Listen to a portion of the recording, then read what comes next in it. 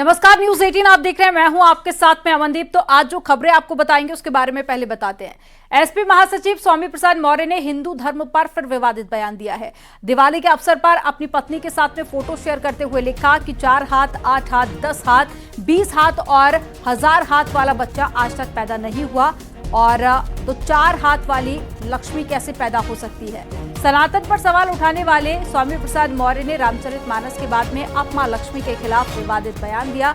और स्वामी प्रसाद मौर्य पर पहले भी मीडिया अटेंशन लेने के लिए हिंदू धर्म का अपमान करने का आरोप हमेशा लगता रहा है, और अब स्वामी प्रसाद मौर्य ने लक्ष्मी जी को लेकर विवादित बयान दिया, जिसको लेकर संत समाज ने भी नाराजगी जाहिर की है।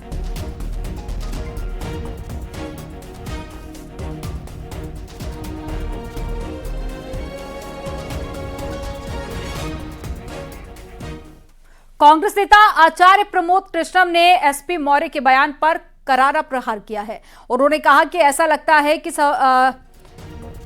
सपा के जो नेता हैं स्वामी प्रसाद मौर्य ने हिंदुओं की आस्था को चोट पहुंचाने और अखिलेश को बर्बाद करने की कसम खा रखी है। उन्होंने सरकार से आग्रह किया कि ऐसे लोगों के बोलने पर भी पाबंदी लगाई जाए।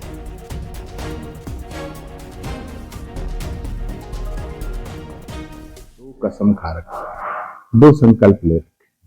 पहला, हिंदुओं को गाली देना है, हिंदू धर्म को गाली देना है, हिंदू देवी देवताओं को गाली देना है, हिंदुओं के धर्म ग्रंथ को गाली देना है, हिंदुओं की आस्था को ठेस पहुंचाने की कसम स्वामी प्रसाद मौर्य ने खा ली। जब भी बोलते हैं करोड़ों हिंदुओं के दिल को दुखाते हैं। दूसरी कसम उन्होंने खा रखी है अखिलेश यादव जी को बर्बाद करने। मैं योगी आदित्यनाथ जी से और तमाम एजेंसी से ये निवेदन करना चाहता हूं कि एक धर्म को रोज गाली देने वाले व्यक्ति के बोलने पे पाबंदी लगा दी। तो एसपी मौर्य के बयान के बाद में लगातार संत समाज की तरफ से भी रिएक्शन सामने आ रहे हैं, और साथ ही आपको बता दें कि अलग अलग पार्टियों की तरफ से भी इस बयान को लेकर लगातार आक्रोश जाहिर किया गया है।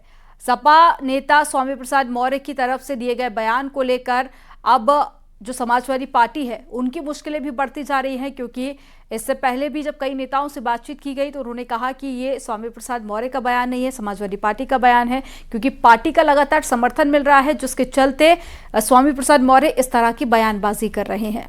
हालांकि पहली बार नहीं है जब इस तरह की बयानबाजी की हो। सनातन को लेकर पहले भी इस तरह के बयान दे चुके हैं। पहले भी रामचरितमानस को लेकर उन्होंने बयान दिया था, और दिवाली का मौका था, हर कोई मां लक्ष्मी की पूजा कर रहा था, और इसी दौरान स्वामी प्रसाद मौर्य ने मां लक्ष्मी को लेकर विवादित बयान दिया और कहा कि किसी भी बच्चे के 4 हाथ, 8 हाथ या फिर 1000 हाथ नहीं होते हैं, लेकिन लक्ष्मी 4 हाथ लेके पैदा कैसे हो सकती है। जिसके बाद में साधु संतों की तरफ से भी नाराजगी जाहिर की, वहीं बीजेपी की तरफ से भी लगातार इस बयान को लेकर स्वामी प्रसाद मौर्य को घेरा जा रहा है, उन पर सवाल उठाए जा रहे हैं, और बार बार जिस तरह से सनातन का अपमान हो रहा है इसको लेकर हिंदू समाज में भी नाराजगी है।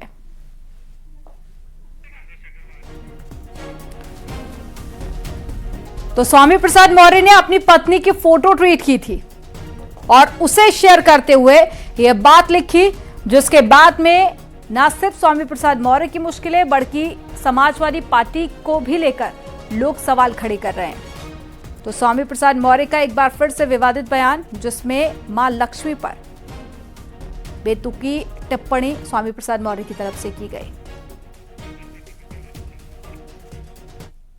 एक होता है मौन समर्थन। अखिलेश जी कहे हैं कि तुम बोलो, हम कुछ नहीं करेंगे, तो अपना बोलते हैं। अगर ये बात कोई गलत करता है बहुजन समाज पार्टी में तो तुरंत मायावती जी इस मामले में तो एक नंबर है, तुरंत पार्टी से निकालो, बाहर करो। ये अखिलेश जी की चाल है समाज को गुमराह करने के लिए। समाजवादी पार्टी के लोगों को सिर्फ मुसलमानों के वोट के लिए ये कुछ भी बोल सकते हैं, कुछ भी कह सकते हैं मुसलमानों के वोट पाने के लिए। और अब खबर लखनऊ से है, जहां पर इंस्पेक्टर सतीश की हत्या मौके से कारतूस के साथ में 4 खोखे भी बरामद किए गए हैं। पत्नी ने पति पर गंभीर आरोप लगाए हैं। कई लड़कियों से अवैध संबंध होने का भी आरोप लगा। सिंगार नगर की कुछ लड़कियों पर हत्या करने का शक भी जताया गया है। प्रयागराज में पीएसी में तैनात इंस्पेक्टर सतीश सिंह को बदमाशों ने गोलियों से भून दिया था और कृष्णा नगर के मानस नगर की ये पूरी वारदात है। बताया जा रहा है कि सतीश सिंह देर रात अपने रिश्तेदार के घर से परिवार के साथ में वापस लौट रहे थे और घर के बाहर जैसे ही कार खड़ी करते हैं और पत्नी और बेटी के साथ में नीचे उतरते हैं, उसी वक्त एक बदमाश ने गोलियां मारना शुरू कर दिया और फिर उसके बाद में बदमाश मौके से फरार हो गया।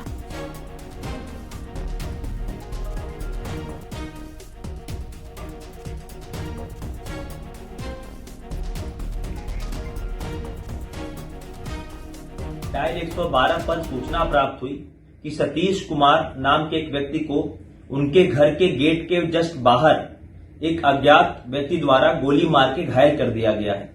इस सूचना पर तत्काल पुलिस द्वारा मौके पर पहुंच के घायल व्यक्ति को लोकबंधु अस्पताल ले जाया गया, जहां पर डॉक्टरों ने उन्हें मृत घोषित कर दिया। तत्काल फॉरेंसिक टीम को भी मौके पर बुलाया गया। उच्चाधिकारियों द्वारा भी मौका मुआयना किया गया। थाना कृष्णा नगर पर सुसंगत धाराओं में अभियोग पंजीकृत किया गया है। लड़की को एक बार घर लेके आए थे जो कि वेश्यावृत्ति की थी। उसको मेरी बच्ची ने घर में लाते हुए देखा और उसने मुझे बताया, तो मैंने उसको पकड़ा। तो ये घर वालों ने सबने मुंह बंद कर दिया कि बताना नहीं किसी को। तो इस तरह की घटनाएं कई सारी हुई थी। तो कहीं न कहीं करीब जनवरी में हुई थी। तो हमें ये अनुमान था कि क्या कहते हैं कि ये कुछ न कुछ गड़बड़ गलत काम कर रहे हैं ये। और वो लड़कियां शायद श्रृंगार नगर वाले मकान में रहती हैं और मैं पहचान सकती हूँ उनको, क्योंकि मैंने पकड़ा था उसको। वो भगा दिया और उसके पीछे ये दीवार तक वो फान के उस लड़की के पीछे भागे थे।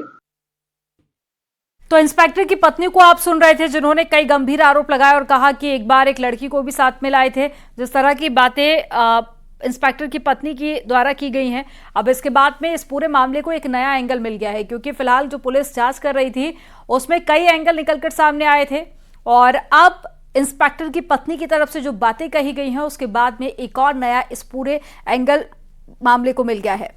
तो सतीश सिंह, जिनको बदमाशों ने कल रात गोली मारी और मौके पर ही मौत हो गई और उसके बाद में पुलिस यहां एक तरफ पूरे मामले को लेकर जांच पड़ताल कर रही है, वहीं दूसरी तरफ कई गंभीर आरोप इंस्पेक्टर की पत्नी ने इंस्पेक्टर पर लगाए हैं।